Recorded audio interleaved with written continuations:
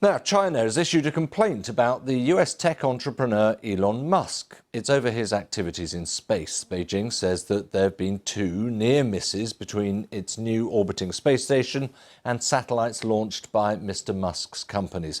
Well, the Chinese have raised that issue with the UN Space Agency, although the incidents haven't yet been independently verified. We can talk a bit more about this with the former NASA astronaut Leroy.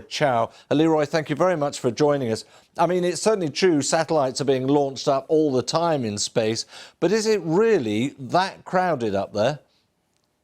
There's certainly a number of satellites up there, and now that we have seen the proliferation of what we call low Earth orbit satellites, like Starlink, this will become more and more of an issue, but it's not unusual. It's not unusual for the ISS to change its orbit, to dodge a piece of orbital debris or something like a satellite.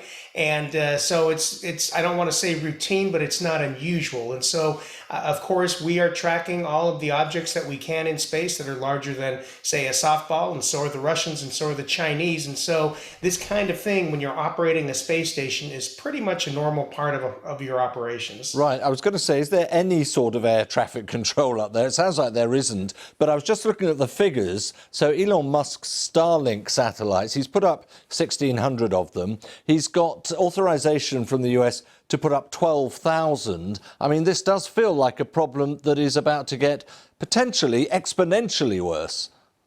Well, the Starlink satellites are in a higher orbit than the space stations, than either the International Space Station or the Chinese space station. And so they really shouldn't be much of an issue. It would probably only be an issue when they are getting up to their final orbit or when they're, deorbiting themselves. And I want to add that Starlink satellites have actually been made intelligent, if you will, in that when they're nearing their end of life, they will plan a deorbit and actually deorbit themselves to come down and burn up in the atmosphere, trying to be more responsible and not just leaving dead satellites, if you will, orbiting up there.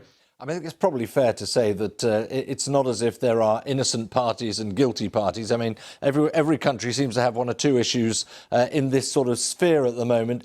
I'm not trying to put you on the spot either, Leroy, but does this feel a bit political to you?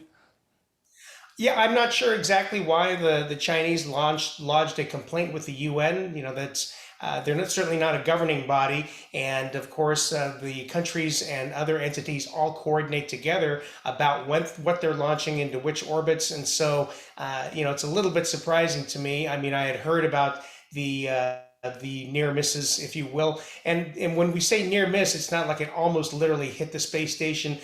Around each vehicle up there, there's a box, if you will, kind of a keep out zone that the governing entity takes, monitors. And if it looks like a piece of debris or a satellite might get close to that box, as a precaution, usually the space station or other vehicle is maneuvered, changes its orbit slightly to give it a little more margin.